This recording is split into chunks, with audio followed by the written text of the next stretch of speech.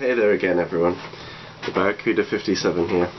It's not even been a day since I've come back from university and I'm already back into doing this, but I enjoy doing it, so I'm not going to say any more on that. A little bit drained, got to be honest. All the packing, interactions and parties, but I've had a good day now. I don't know if you can see the bags under my eyes, but I need probably a little bit more to kind of rest and rejuvenate, but yeah. I've decided to make this video on INFJ dating, or INFJ dating tips. So this is kind of for people who are dating an INFJ, maybe married to an INFJ, or trying to understand what it would be like to be with an INFJ. This kind of works for both sides of the partnership, so this could help the INFJ learn a bit more about herself or himself, or help someone who is with an INFJ at the moment and wants to know a bit more about what they can do to kind of improve the relationship and make it stronger and more connected. I've written down 20 points which I feel relate a lot and kind of I've used from my own experience anyway, just to kind of help you guys out really. If any of you INFJs or people who are dating INFJs have any more tips, please leave a comment in the section below. But yeah, I hope this guys helps you out, and just helps you out basically. So yeah, here it is. We love listening. I mean, like, we don't speak a lot, we kind of only speak when we need to, so basically we love to listen and just hear your thoughts, both positive, negative, your views on the world. A lot of what we have to listen to every day is small talk anyway, so it's kind of like, you know, please can you try and find a deep topic to kind of speak to us about, because we enjoy that a lot more. One of the problems with that is it's hard to kind of jump straight into a deep topic, so kind of start small then get greater kind of thing. Don't be afraid to tell us what's on your mind really. I mean, even if we didn't ask, we love you, we respect your privacy, and we don't pry. I mean, we're really judgmental, but I mean we keep it to ourselves, and we don't like kind of say to anyone straight off the bat kind of thing. We'll keep it to ourselves unless we feel the need to kind of tell you in order to kind of improve yourself and make yourself stronger and better. So yeah, just if we're in a relationship, we want total kind of openness and want you to be truthful and just speak to us and tell us what's on your mind, because if something's up, usually intuitively we can judge and tell something is wrong, so just be honest with us really. Usually in a relationship we don't kind of express a lot of emotion, but we usually adore whoever's we're with, and we will protect who we're with till the end pretty much. I mean, usually we can't express it in words because our thinking and feeling functions interlink, which often when we try and say stuff it comes out as rambling or just kind of general kind of integrated mush, which isn't kind of well thought of or said. It doesn't make logical sense, but in a way it kind of does make sense. Obviously if you're an NF it would make more sense, but you know, we care a lot, and it's just, we'll show you how we feel by our kindness, our patience, and just little gestures. But we're the type of people who are kind of like empathetic in a way where it's distanced. So we might not be really touchy-feely in the relationship, but we will show you that we care.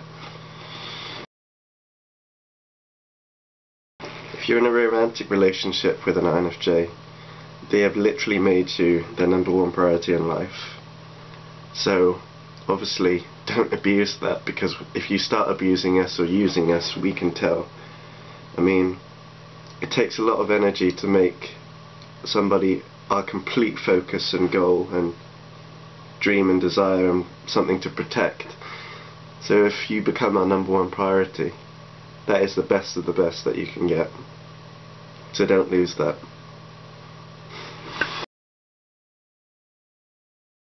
Thank your INFJ with lots of love, hugs, kisses, you know, all that stuff. And just kind of constantly tell us that you know, you care, because we're isolated on our own minds all the time. I mean, it's nice to kind of have a reminder. I mean, even though we know that you care, I mean, it's just nice once in a while to actually be verbally told, just to kind of like bring us back into reality, because we're constantly floating between dreams and reality. So I mean, if you say something like that to us, that you care in person, verbally, looking us in the eye, it'll wake us up a bit and kind of make us feel a bit more human, much more than we usually are anyway. But please be enthusiastic, and just knowing that you care is a reward enough to us to help us keep going and keep protecting you and loving you in return. Usually we can sense emotions, feelings, so if you're going through hard times, we usually know. The thing is, we don't say anything, we just keep it to ourselves, but we always know when something's up and something's wrong. You can just tell by the kind of body language, facial expressions, the kind of aura you're giving off, the energy in the room, and just your kind of presence is different. So we're always here and around if you need to talk to us. But the thing is, we won't initiate the conversation, you've got to kind of initiate it with us. So the thing is, you might be sad and angry about something, for example, so just be honest with us and we'll be willing to help, especially if you're our number one priority. We won't back down from that. We also love it when you listen to us when we're talking about something which we feel very strongly about. I mean, we actually like it if you're actually fully listening to us. I mean, we know that you're busy and stuff and you've got stuff to do. We all have stuff to do, everyone does. But I mean, if you like just give us a little bit of time, if we're talking about something and we're very kind of into it, even if you're not into it or you're against something that we believe in strongly, I mean, just you listening to us and considering our point of view, you know, a smile, a pat on the back, a hug, you know, that's enough for us. But if you just don't listen to us, we just feel that you don't care. I guess just like any other human being, really.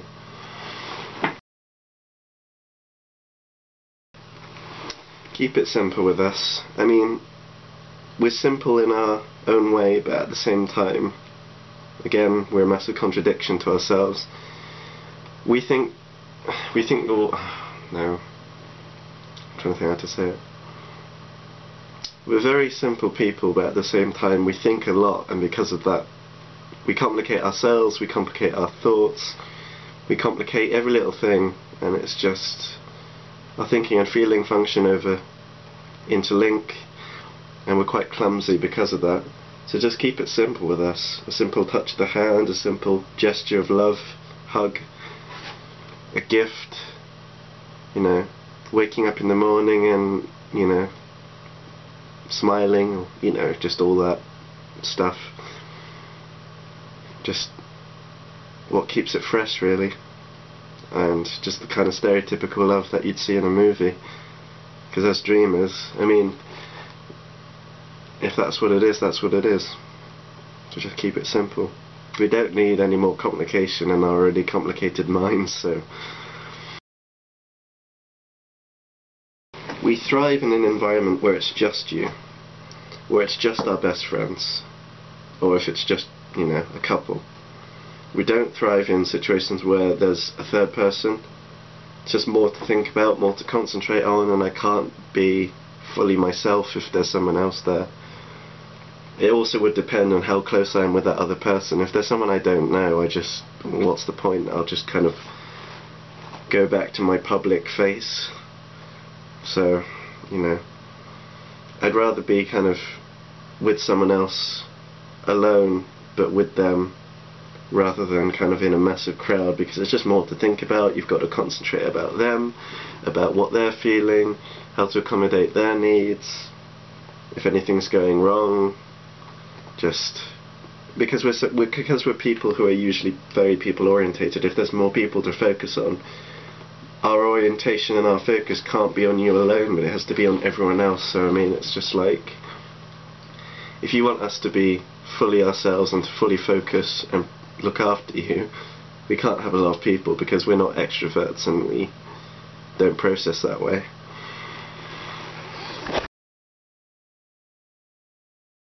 We need to recharge our minds, just to sit, listen to music, relax, read, be by ourselves, meditate, all these things. So, you know, if we're by ourselves for a long period of time, or we shut ourselves away for a bit, don't take it as an offence. Just take it as us having our coffee. Just take it as us recharging our batteries. Because, you know, being empathetic and caring and looking after people and focusing on kind of like how the environment is takes a lot of energy. I mean, people think on the outside that we're very simple. We think about a lot of stuff which a lot of people don't usually think about. We do it naturally and we don't even like realise we're doing it, and because of that we drain a lot of energy just literally by thinking. So yeah, if we're by ourselves recharging, just don't take it as an offence. Take it as we need it and we'll come back to you. Going back to the thing about crowds, if we're in a crowd for a very long time with people that we know we're alright, but obviously it drains us. But if we're in a group of your friends, for example, that we don't know, I mean, obviously we'll try our best and we'll be nice and, you know, do our best to kind of take part and kind of make the atmosphere fine. But I mean, if we're in a bad mood, or if we're not feeling good, or if one of your friends is just a complete idiot and annoys the hell out of us, obviously we'll reserve judgment. But I mean, obviously if we've had a bad day and we're not feeling good, we can be very abrupt, we can be very blunt, we can be very direct. So just have all of these in mind, because if we're not feeling good or we're a little bit off key, we can be quite direct, and, you know, because we can read people really well, we might actually say a bit too much and actually hurt someone's feelings, because obviously we can read them pretty well. So just keep that in mind. So if you're gonna go and take us into a crowd of people, just kind of be aware of how we're feeling at the time. If we're feeling fine, then generally we'll do alright. We'll probably be pretty extroverted when we're out there. Or if we're in a bad mood, then kind of just be wary that worst comes to worst, we could be quite direct. We completely accept who you are as a person. We reserve all judgment, and we accept you for who you are, your full self. So just be open with us, because we won't think otherwise of you. In fact, if anything, if you try and hide any part of yourself, it won't feel as natural, because we kind of know exactly who you are. At the same time, we're pretty eccentric, we're pretty open, especially if we're with someone that we care about a lot. We want to be authentic and original, and just generally, if you accept us, then all the better. I mean, if you accept who we are, someone who is often never understood, looked down on society, and seen as weird, different, strange, if you accept who we are, that's all we ever want. That's all we've ever wanted, to be accepted. Seeing as we're a type which is very uncommon, which has functions which are completely different to standard logical types, if you accept our eccentricity, our difference, our clumsiness, that's all we want. I was speaking with another INFJ, and we both agreed on this, even though I see this as pretty soppy or pretty sappy, bit lovey-dovey. Always kiss us goodnight when you go to sleep.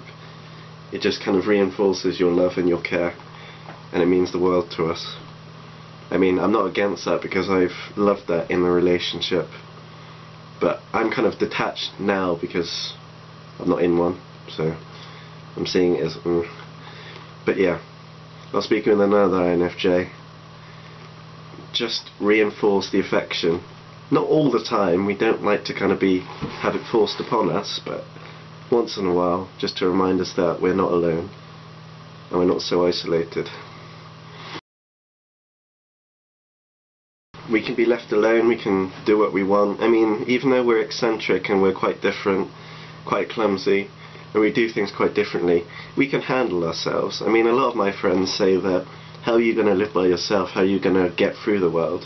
these are SJ types, ST types, sensors, people who base everything on logic and concrete structure. I mean, we might be clumsy, we might be eccentric, and we might be completely different to standard people. Not standard people, but you know, average types, I don't know. But we can handle ourselves. I mean, we know what we're doing, and we do make messes, we do make mistakes, we're not perfect. So just be wary of that.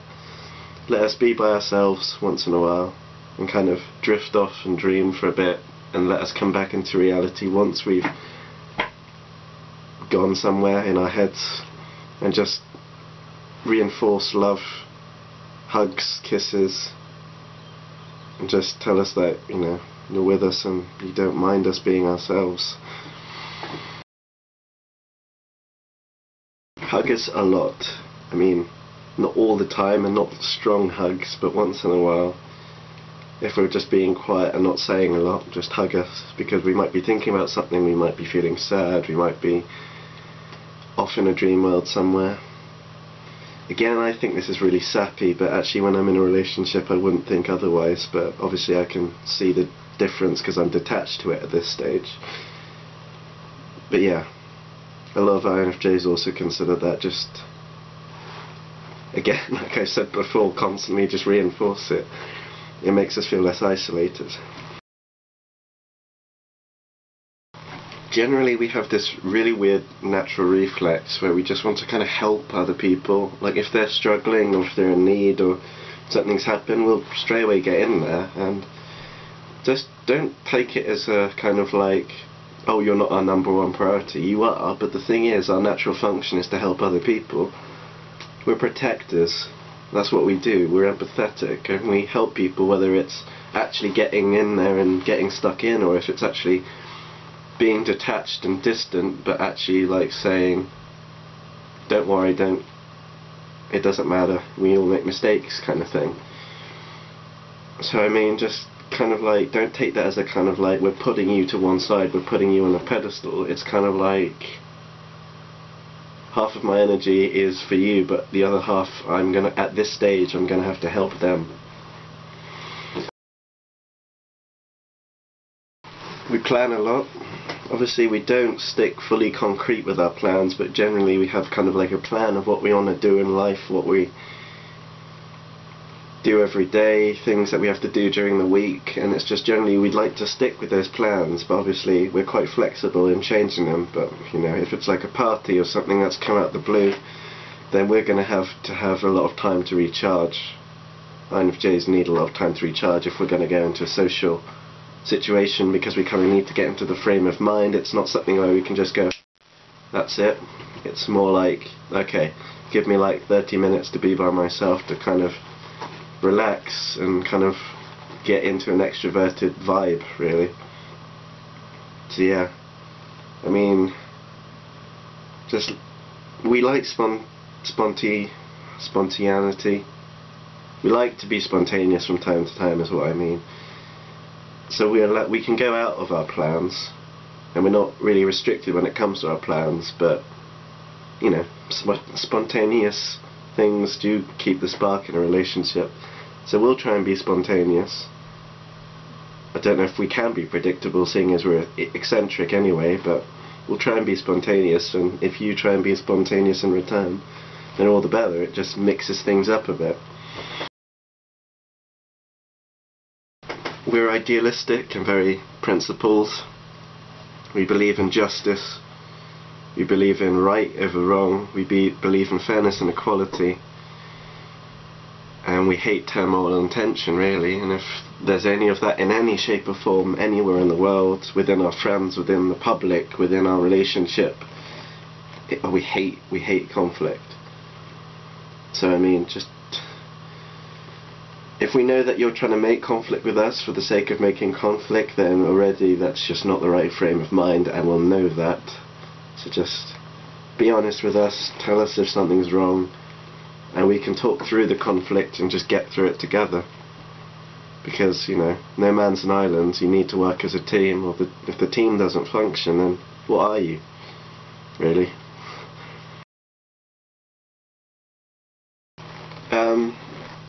if you go out against our ideals and principles, we can pull away quite quickly.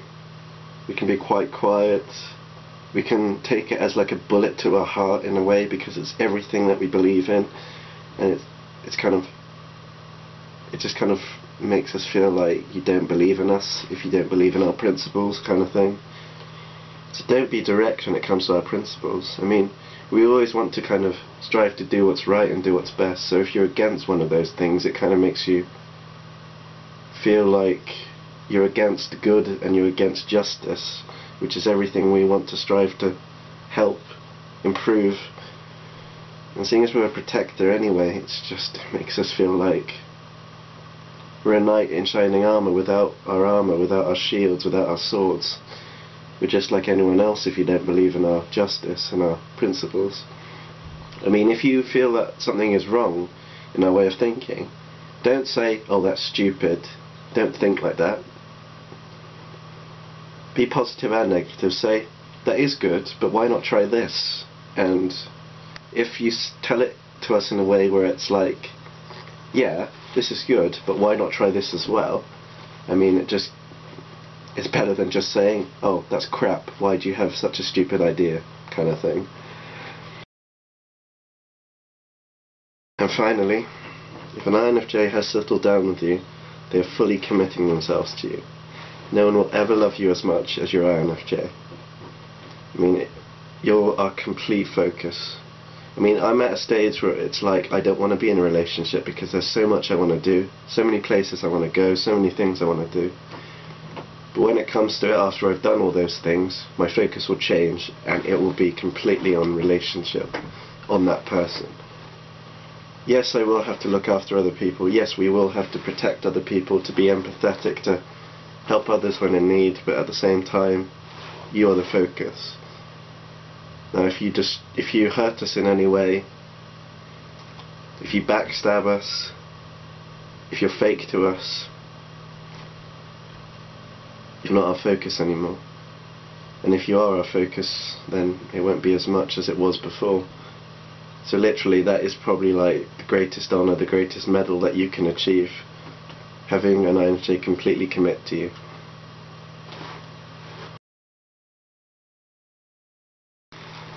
Whew, that was very soppy, very sappy and very lovey-dovey.